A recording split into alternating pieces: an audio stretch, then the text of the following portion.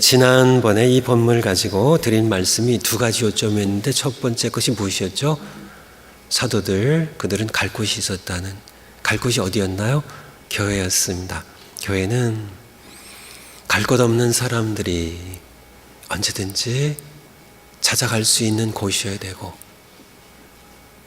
핍박받는 사람들, 외로운 사람들, 갈 곳 모르는 사람들이 언제든지 환영받는 그런 곳이어야 된다고 말씀드렸고요. 또 하나는 뭐였죠? 그들이 이제 베드로와 요한을 통하여 백성의 지도자들에게 많은 협박을 받았죠. 다 보고했을 때 교회가 닥친 첫 문제였습니다. 교회가 문제 봉착했을 때 그들은 어떻게 했어요? 머리 싸매고 회의를 하지 않고요, 다른 공의를 하지 않고 그들이 교회 문제를 해결한 즉시 다 듣고 그들이 한 것은 바로 기도였다는 겁니다. 오늘은 2절 말씀 가운데 그들이 듣고 한 마음으로 하나님께 소리를 높여 기도하다라는 제목으로 잠시 하나님 말씀 듣고 우리 중국 단기송팀 파송하는 기도 시간 갖도록 하겠습니다.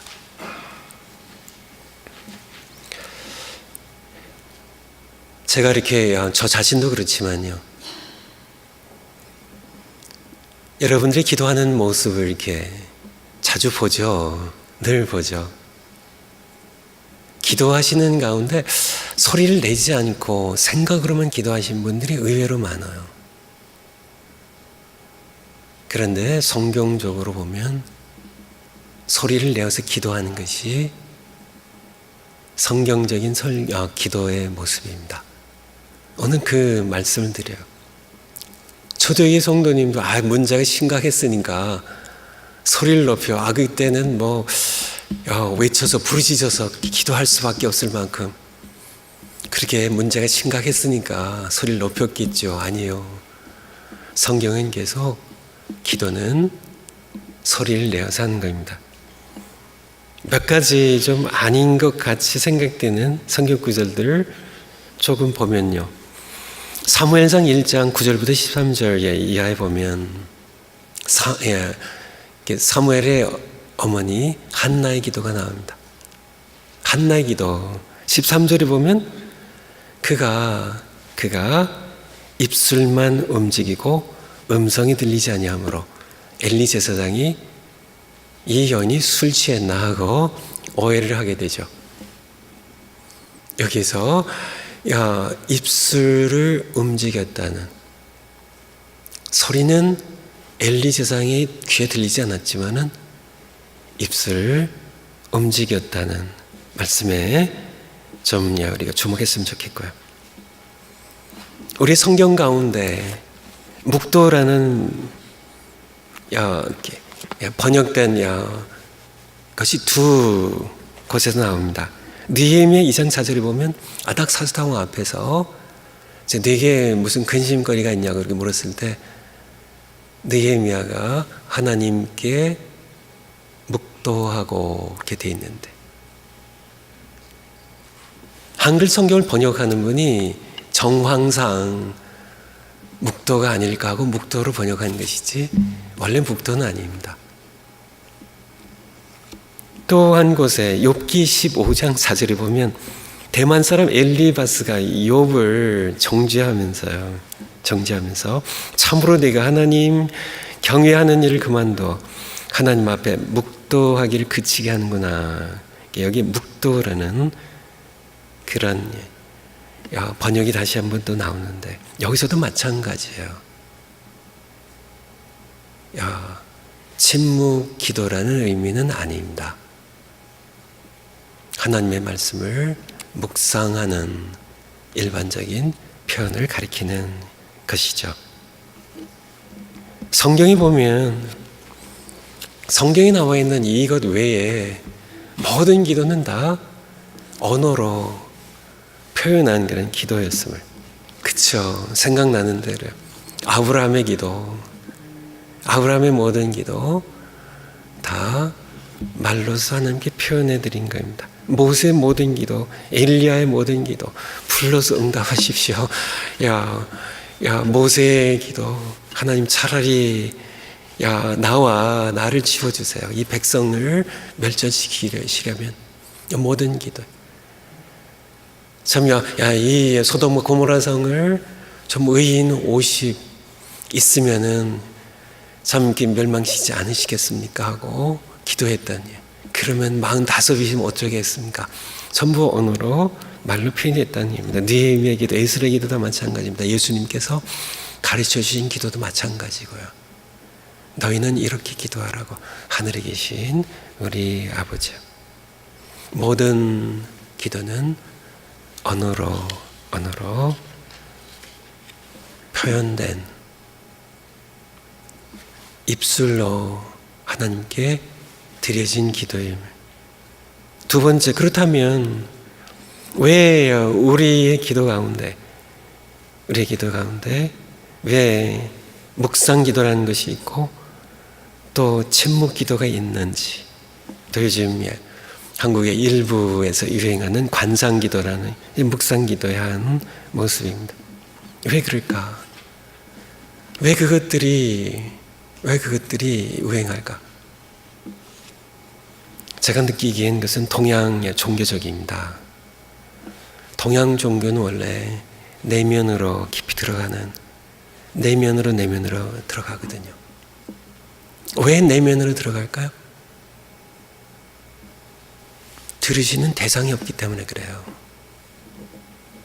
인간이 만든 모든 종교신들은 죽은 신이고 만들어진 거짓신들이기 때문에요.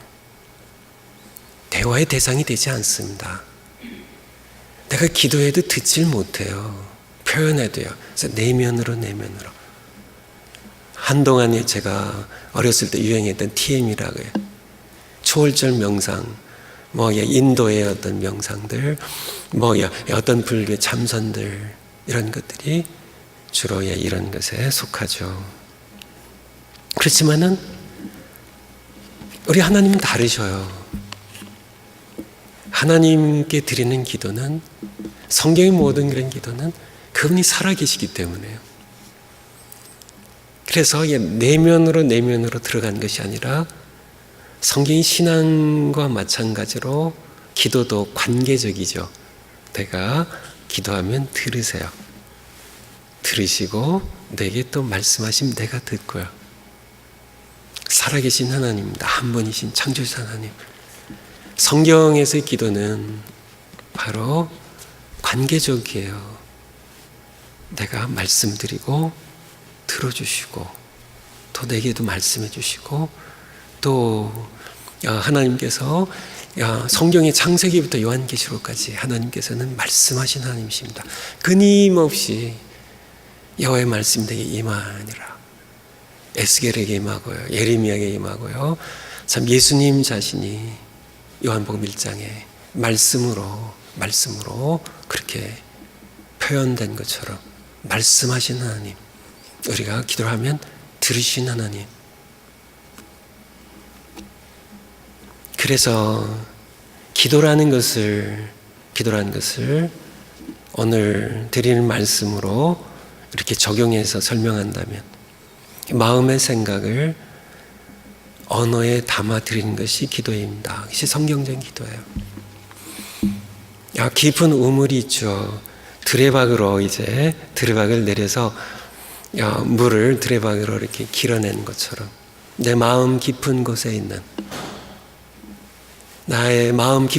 있는 내 모든 간구를, 내 마음의 통곡을, 내 마음의 아픔을, 고통을, 내 마음의 주님을 향한 사랑을, 기쁨을, 내 마음의 깊은 곳에 있는 것을 깊은 우물에서 드레박으로 길어내는 것처럼 언어로 길어내는 것, 그것이 기도죠. 찬송이라는 것이 생각으로만 드리는 것이 찬송이 될 수 없는 것처럼, 성경적으로 보면 기도도 마찬가지입니다. 기도도 깊은 생각으로 하시는데, 성경이 가르치시는 정상적인 기도는 말로 표현되는, 언어에 담아서 구체적으로 언어로 표현되는 그것이 바로 기도임을 기억했으면 좋겠습니다. 그러므로 우리는 오늘 말씀으로 돌아가면요, 그들이 듣고 한 마음으로 하나님께 소리를 높여 이르되 대주제여 천지와 바다 그 가운데 만물을 지으신 한 분이신 살아계신 하나님, 소리를 높여 기도했어요. 하나님께서 들으시겠죠. 이 시간 우리가 이제 우리 파송기도도 하고 합심기도도 하는데,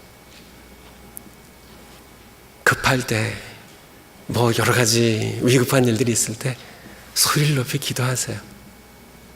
그리고 그렇지 않을 땐요, 적어도 한나처럼 기도해야 된다는 겁니다. 내 기도 소리가 다른 분에게 음성으로 들리지 않는다 할지라도 입술을 움직여서 한번 사무엘상 1장 한번 볼까요? 열왕기상 앞에 사사기 룻기 뒤에 있습니다. 사무엘상 1장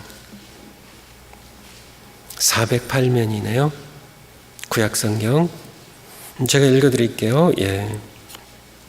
찾으신 분들 같이 봐주세요.